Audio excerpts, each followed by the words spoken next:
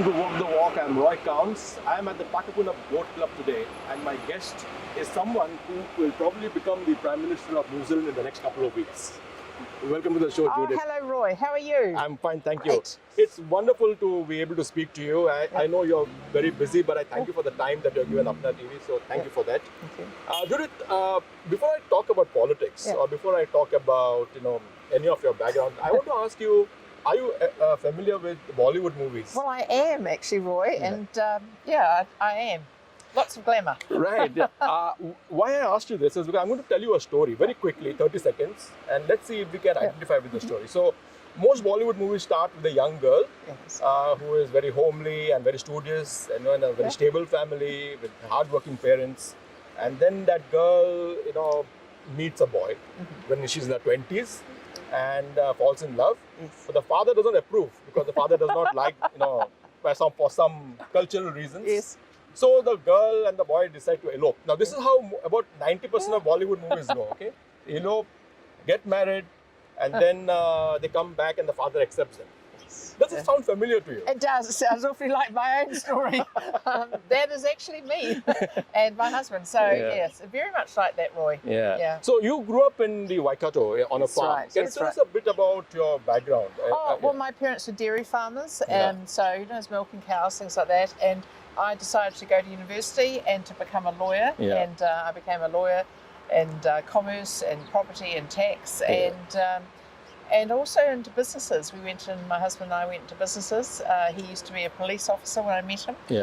Then he went into business as well, a law and business. So, it's my whole life has been about working actually, Roy, and I prefer it like that. I like working. But having said that, you have this image of working hard. You also have the image which you don't like of being called the crusher. Yes, it's not really me. Not you. And people whom we have spoken to who are close to you have a different picture of you. Yes. But for example, while doing research on you, I found out that you are actually a very good homemaker. Yes. You love to clean your own house. In fact, there was an anecdotal story that you would not do an interview at home because your house was not up to scratch.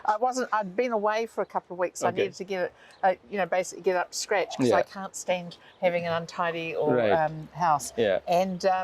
And I like to have a nice home for people to come to visit. Right. Yeah. The other thing which most of our Indian viewers will find fascinating is your the strong family structures that you grew up with, and we're going to talk about that in a few minutes.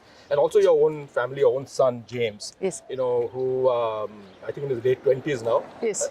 Was it true that you actually moved home just because you didn't want him to drive on dangerous roads? Yes, that's right. You're a doting mother. I was overseas, and my husband rang me and said, "I'm sending you some pictures of a house I bought." Oh. And so it was all about getting closer to where James was going to study, because we didn't want James driving on really dangerous roads. And so, that's he's our only son, and for us, everything is about our son. Right. Don't you think there's a dichotomy in that, where on one side the image that people have of you is of the crusher, the nuclear option, as some call you. And on the other hand, you're so homely, talk us through that. Well, I don't know quite why it is. I think it's just that because I'm very plain speaking, Roy, sometimes, I get straight to the point, and I don't tend to put a lot of fluff around it. That's it. And that's, maybe people find that a little bit challenging sometimes. But, the great thing with me is, you meet me, you know who I am, and I'm just a normal person. I just like to work hard, and I like to add value to the country, and I feel very strongly about that. Right. But talking about your background, your father was in the army for some time. Yes, in the Second World War. In the Second World War. Yeah. And around your first term in Parliament, when you were in opposition, you actually advocated for the Vietnam veterans. Yeah, the Vietnam veterans, the Agent Orange, whether they were affected by that. You actually, was it because of that influence? Because what I'm trying to figure out is, what are those influences which, shaped your values? Well, I think growing up the daughter of a war veteran, I was very aware of that. I had a cousin who was a Vietnam War veteran. I knew people who were Vietnam War veterans. I felt that they'd been really badly treated. And I thought it was a chance to do some good. And it really did do some good. When you had a difficult childbirth when James was born, and I've read somewhere that when you were born, your mother also had a. Yes. Is that something which sort of shaped your 1,000-day plan? Yeah, For I think it's, I I always felt that it's really important that we understand that children don't just grow up by themselves; they grow up with a family, and preferably, if it's mum and dad, that's fantastic. Yeah. But it is really important those first few years, really, really hard. Yeah. Particularly if you're having your first baby, it's really hard. Yeah. And I just think it's really important that we put the effort around there and make sure that if we invest early in a child's life, I believe very firmly and strongly that we won't have to invest so much later on. Right. And we all know. Even I worked my holiday jobs, working maternity hospital, being able to. Yeah. So I was pretty well prepared in my early 30s. But I tell you what, even that was no preparation for just how tough it is. That's right. So your new your policy which you have announced, how will it help expectant mothers? Right. Well, what it means is that. Mums, once the baby's born, if mum needs extra help, it could be something around learning how to feed a baby, how to deal with sleep, all these sorts of things, how to actually get some sleep. Yeah. There are skills and people who can help, but it all costs money. So it's giving basically an ability for a mother to say, here's my $3,000 I've got to spend. I can't spend on anything else other than things that are approved. We have someone helping that make those choices. It's someone called a navigator, and the idea of that is so that we do, so that she doesn't actually, or she gets what she wants to get, that she doesn't get told something's going to be there and it's not. Right. Now about your, you've got the image of being very competitive, competitive, and also you don't shy away from a fight. No. One has seen that. Did you get it from your mother? Because I was reading an article about while doing research on it, and I found that you said somewhere that your mother, when you had this competition, in the farm, she would actually have her own herd of cows. Yeah, she did. Talk us through that. That's fascinating. Well, my parents grew up on dairy farms themselves, so my mother loved her cows, and my father loved his too, but my mother really loved her cows, and she was a very competitive woman, and she would. They had their own herds within the herd, so she would have hers and his. Yeah. And she always liked to believe that her cows were better than his cows. And, I don't know, maybe it's just that they're in a farm quite remote from everywhere else, but there was this little competition going on all the time. And so, there's nothing wrong with trying to be the best. Right. Now, also, is it true that you after you left university, you worked in a number of law firms? Yes. And then eventually you started your own. And you've somewhere you've mentioned that maybe it was tongue in cheek. I don't know that you started your own because you wanted to ensure that your son's Plunkett book was all. Yeah, it's just like my mum's. Yes, it is actually, Roy. I had this view that I was already a partner in a law firm, and I had already been in various other firms. And I thought, look, I never wanted to ask someone's permission to take my baby to Plunkett. And this was in my mind that I needed to make sure I did this.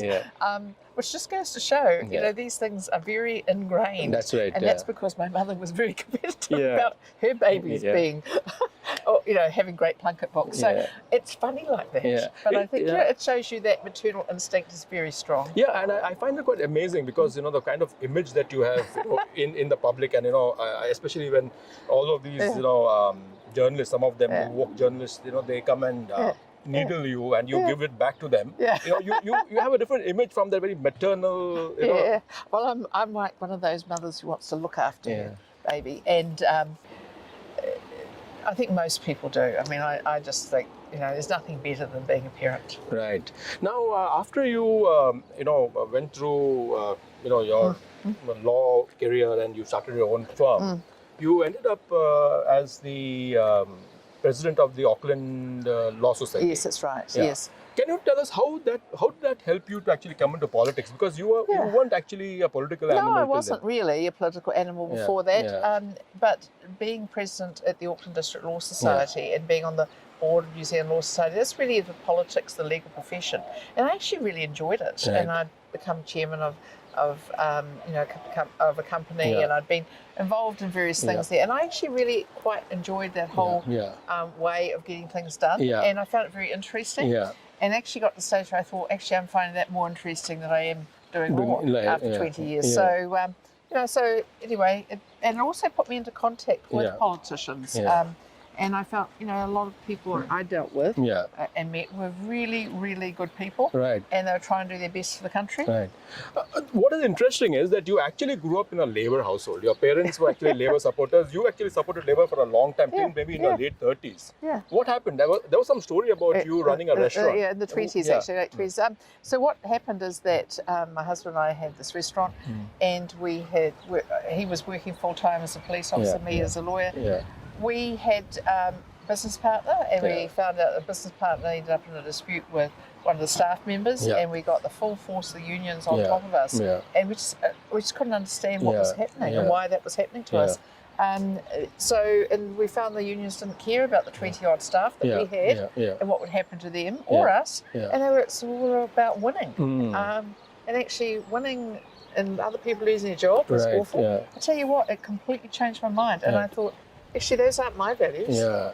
It's interesting you say that, because I was talking to one of your party members. He interviewed Alfred Naru, and he told me the same thing. He was from a Labour, but his father suddenly decided that this is not for them. So, let's think about this rent a crowd. Which for example, when the Black Lives Matter protest took place a couple of months back, in the height of the lockdown, 1,500 or some people say 4,000 people came out, and nothing was done. What do you think about this far left kind of, I think that people need to be very aware that there are people who actually just turn up for every protest going. And it's a shame, because actually belittles all those who are genuinely there because they believe it. But also, you've got to be careful about rules around things. And those rules are there, particularly around those marches, are actually there for the safety of us all. Right. And if we have everybody breaking the rules, well, what's the point? And the answer is, those rules are actually there to keep us safe, and you've got to be careful about it. So I just say it's unfortunate people feel that what they want to do is more important than the health of everybody else. Right. So are you, a left-wing sheep in a right-wing No. costume, or is the other way around? I think I just came right. Because there is a feeling, among some people that under you, National is probably, although you're known to be centre-right, you're probably tilting more towards the left. Is that, No, I think we have to realise that not everyone has the same advantages as everyone else in life. And so I am quite, I'm very soft around children. Very soft around people who need help. And I think too is that we expect a certain amount of, we understand in New Zealand that not everyone's going to have the same opportunities, but there's no reason for us to give up on them. Right. So I do my best, particularly around rehabilitation or drugs and alcohol issues and things like that, trying to make sure that we help people as much as we can. So, when Amy Adams and Nikki Kaye left, they said that the sort of the left-wing part of the party had gone out. Do you agree with that? No, well, Amy was going anyway. She had decided she was going before that, about a year before, and then she decided to stay back a bit, and then she left. And Nikki is, well, no, I don't think so. I think I was quite sorry to see Nikki go. But we have a whole multitude of people in the National Party. We're a very broad church. Very broad. I've met people like Jake Bezant, a young guy with a lot of experience working in the corporate world, and I think you have quite a few such We've got some upcoming great stars people coming through, as well as people, really good people who people haven't heard of before, really, like Dr. Shane Retty, who's now, Dr. Shane's, he's got so well known now, and he was on our backbench. Absolutely. I was actually, when I saw Shane Retty for the first time with you, addressing a press conference, I was floored. He appeared to be so much in command, and he's absolutely intelligent guy, because when you took over, there was a bit of a exodus, I won't say exodus, but a couple of people left, and there were some issues, even before your car started, you had a bit of I had to deal with it. I had to deal with some legacy issues. I dealt with it. So the press kept saying that you're losing all your talent. I don't think so. I think we were perfectly fine. We had so much talent, and Dr. Shane's just one of those examples that people didn't even know about, and the media were giving any attention to. But you look at someone like Dr. Shane, and think, wouldn't you rather have him as the Minister of Health? Absolutely. I would have thought so. Do you think your current team, the shadow cabinet, is better than the ruling? Oh, there's no doubt that our team is so much better. I look at our team, I can take them anywhere, I can ask them to answer questions on things, they can do it. I'm just really proud of them, and the fact that they haven't had that much attention in the past isn't because I'm not stopping. I'm very happy to have them there. Right. Now let's talk about the time you went into Parliament. So you were in Parliament in 2002, I think. That's right, correct. Then the following Parliament also you were in opposition, but in 2008 you came into power. Yes. And since then you've actually left a mark on every portfolio that you have held. For example, the police portfolio, you rolled out the tasers. Yeah. You did the boy racer thing. Yeah. With justice, I think you did stuff like digital harm, alcohol, and drugs. Alcohol, Alcohol and drug courts. I did that. Yeah, that's right. Yeah. You have had your fair share of. You have left a legacy in many places, but it all actually came crumbling down, on August 2014. When you were, you were in the news and you had to resign. I don't want to go into that background because that's very well known. I want to know from the human point, from the personal point, how did you feel when? Oh, I felt really bad actually, Roy. I felt really bad, and the only thing I could do was to get myself up, pick myself up, and get back out there and win my seat and know and show that I had been entirely falsely accused. And that's exactly what I did. And I got completely cleared by the Chisholm inquiry. And I came back as a minister. And the thing is that for me, that made me a lot stronger, Roy. And the other thing is, it reminded me how fleeting ministerial positions are and how you can't count on them. What you can count on are the people who support you, your family, your friends, and people who you've touched in their lives. That's it. So, what was it about John Key? He, when there was the first Aurovida issue, he said he's given you a final warning, then he said given you a second final warning. And so he was acting like a school headmaster or something. And then he taking away your title, the Honourable. That must have hurt because that's what you wrote in your book. That was very nasty. But, he apologised to me about that later. But, so look, people make mistakes. I think he didn't do that well. But you know what? That's in the past, and we get on perfectly fine now. As it happens in politics. But do you think that you are, or could be as ruthless as him? Because he was definitely ruthless. I must say, I thought he was extremely ruthless. I didn't know that I would be, but as you saw when I came in to be the leader, I had to make some very tough decisions very quickly. And I found I could make those decisions because I had to put the betterment of the whole team in front of everything else, and I did. And I think that's what is the difference between a leader and you need to have that ruthlessness. Well, I found I had to do it, Roy, and I found that actually that was the right thing to do. So, Judith, talk us through your 3 stints as a minister.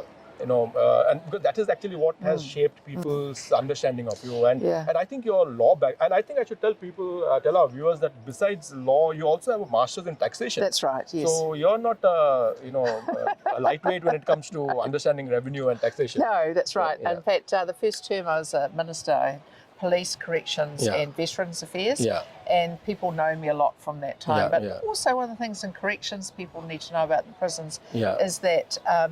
I put a big emphasis on the safety of our staff in prisons.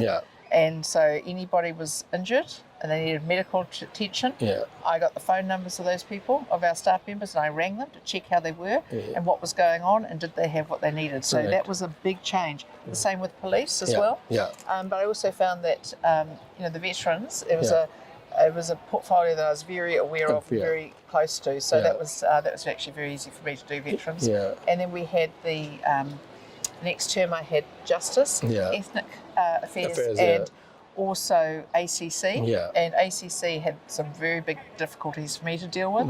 But we got it back into the black in terms of money, and we changed the culture there, which is had moved very much towards quite a harsh culture to be a much kinder culture. And then we in justice, well, there's so much I did in that.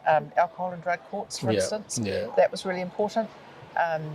the things around harmful digital communications, which is the online bullying. That was me. Yeah. And in ethnic communities, just being out and about with all the ethnic communities, and I really enjoyed that as well. Let's talk about the boy races. Not so much about the boy races or what you did, but the laws that you sort of brought into place, especially the how you target and using the finance companies. That's right. Talk us, because that sort of shows your legal background. Well, it was very useful because I was able to say, look, we've put in these car crushing legislation. If people want to illegally street race, there needs to be a consequence. But there's no point just taking a car and crushing it. What you've got to do is try and stop the behaviour. So if we could have very few car crushings and we start to stop that behaviour, that would be great.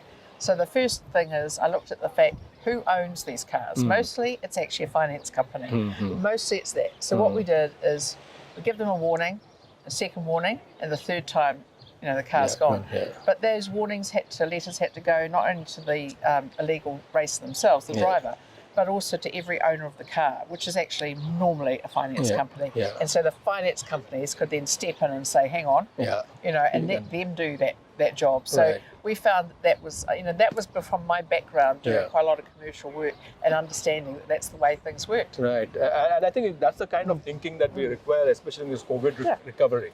Thank you. What are your thoughts on the post-COVID reset and the post-COVID world? Look, I think it's really important that we have a safe border. I think that's really important. One border agency, allowing businesses, should there have been other lockdowns, to be able to operate as long as they can do it safely, not just about what's essential, to be about what's safe. Also making sure we use technology really well. But the other thing is growing the economy. So we know the whole world's going through this difficult time. Every economy seems to be borrowing a lot of money, and money's cheap at the moment, but it still has to get paid back at some stage. So my view is all about growing the economy, whether it's through infrastructure, technology, changing work habits, work behaviours, but also around freeing up business to be able to make decisions about employment. 90-day trial period back in, understanding that there are 185,000 New Zealanders said to Statistics New Zealand that they expect to lose their job next year. You know what? I reckon we've just got to get people into work, get infrastructure built, get moving, keep positive and keep charging ahead. Right. Now, you've just announced the infrastructure bank, which I personally think is a fantastic idea. Thank you. Because you have to set up it's a bank. It's not government borrowing and using, but it's run on sort of banking principles. There has been a lot of praise and a lot of criticism. In fact, even Matthew Houghton has not had some nice things to say about it. How do you react to that? If only he had read the policy. That's what I'd say. So basically, at the moment, we have about 4 or 5 different agencies that go around borrowing money for their own projects. Kaunds, which is Housing New Zealand, NZTA, which do the roads. Plus, also, we have a Green Investment Fund, we have a Crown Fibre Infrastructure, we have the Provincial Growth Fund, and they're all out borrowing and lending out and doing things, and actually there's no central place in their own space. And actually you need some discipline around this, and making sure that also packaging up loans that could be done so that we can actually get investment out of pension funds, ACC, superannuation, other pension funds, and putting it in giving it some discipline around it is what I think we need. We've seen what's happened with the Provincial Growth Fund. It's just been basically throwing lollies at people. You need discipline. I never tire of repeating the story of Paul Goldsmith, where he said when St. John's goes to Northland, he's like Pablo Escobar throwing dollars at. And the funny thing is, people in Northland realise that they're being treated like that, and they strangely enough don't like it. When I read about the Provincial Growth Fund, I realised that there is no actually, you don't know where it has been spent. You do not know how much employment it has generated. There are no statistics. It's just a sort of slush fund. That's right. Can be used. That's right, and that's what the Auditor General said recently in a report, which is essentially they said it was a fund within a fund. So it's essentially a slush fund.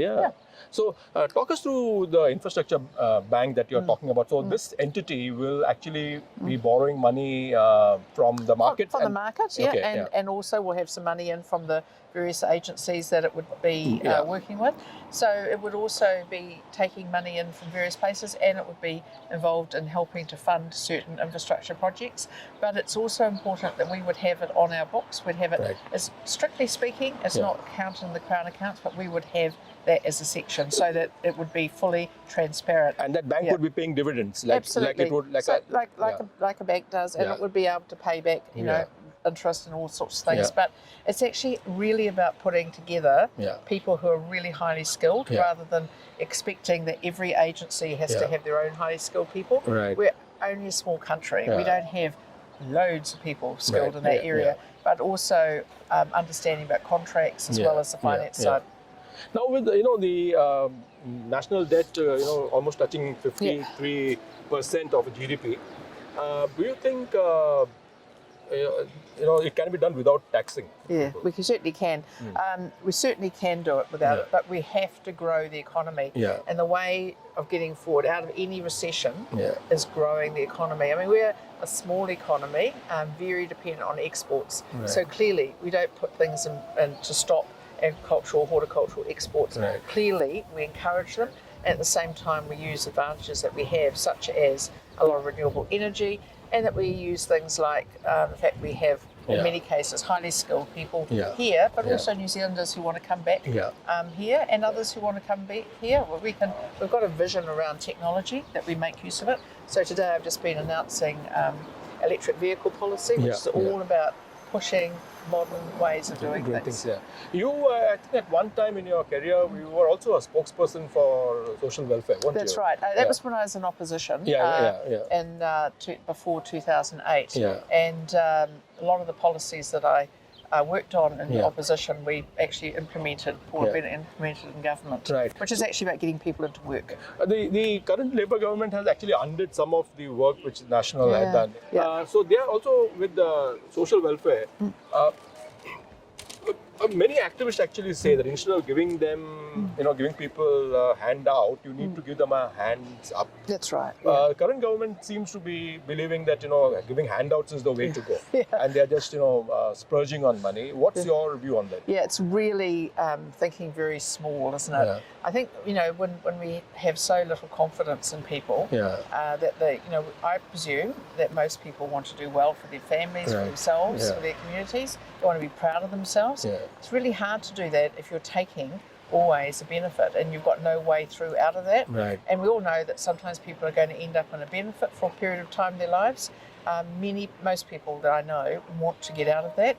And I just think that it's a real trap to get caught on a benefit for life. And I feel very sorry that the current government seems to think that that's better than nothing. I mean, I've said to, I asked Jacinda Ardern about this in Parliament, about what's wrong with our Business Start program, which would give people who've been made redundant an opportunity to get back and get into business of their own.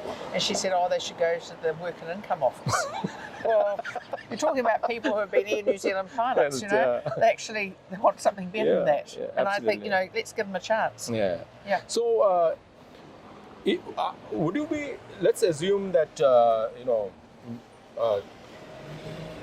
two scenarios, Labour coming into power on their own and Labour coming into power with the Greens. Which is the lesser of the two evils? They're both awful. They're absolutely both awful. Because I know that the Labour Party of Jacinda Ardern is very much towards the socialist way of doing things. We've seen their inability to reach out to us when we've offered hands of support around RMA or even around COVID-19. They don't want any help from us. It's all about their way, or there's no way. I think that's very childish, and I think they should be putting the country first. The best way is a national-led government. And what about the Greens? wanting a wealth tax and a universal income. Yeah, we're not doing that. Okay. And of course, Labor really do want to do that. Yeah. They wanted to bring in the capital gains tax last time. But do you think they'll sneak it in through something else, like a wealth tax? They'll sneak it through. So if they get into government with the Greens, they'll definitely do something like that. That's what they want to do. And the Greens have said it's their bottom line. Yeah. So I tell you, that's exactly what they're planning. Right. So before I let you go, Judith, just two last questions. One is about the Indian community, because we are predominantly, targeting the Indian community here. You are extremely popular with the Indian community, as you know, in Tapakura. Our four-time MP, Mr. Kanwaljit Singh Bakshi, actually looks upon you as a mentor. Yeah. There was a time when about 60% of the Indian community actually supported Labour, because it was an issue. We thought that migrants are better served by Labour, but it looks like many of them are veering towards national. What's your message for them? Well, our message is actually people come to New Zealand as migrants to get ahead in life. We want people to get ahead in life. So our view of New Zealanders and New Zealanders are people coming here to get ahead, to work hard, pay taxes, do all the things, look after our own children. That's my vision for New Zealand. That's what the National Party's vision is. We don't see people as coming here, sit around and hope something happens for them. People come here with energy and drive. Right. We love energy and drive. Right. And our future, we see for the country, is not sitting on benefits. Our future is getting out there, working, doing well, building something for our kids. And finally, when you become the Prime Minister, what portfolios would you like to keep for yourself? It's very interesting. Well, obviously, national security is really important. But I'm still going to announce the next one. But I think it's really important because I can tell you what, the current Prime Minister's got child poverty, and actually child poverty's got worse, not better. So I think what we know is that whatever the Prime Minister does needs to be something that's important. Right. Okay. Well, Judith, thank you so much for your time. You. I know you're rushed for time, but I really appreciate that you gave us this time. Thank you, Roy. And we had a great chat. Thank you so much. Thank you very much, Roy. Thank you. Thank you, everybody.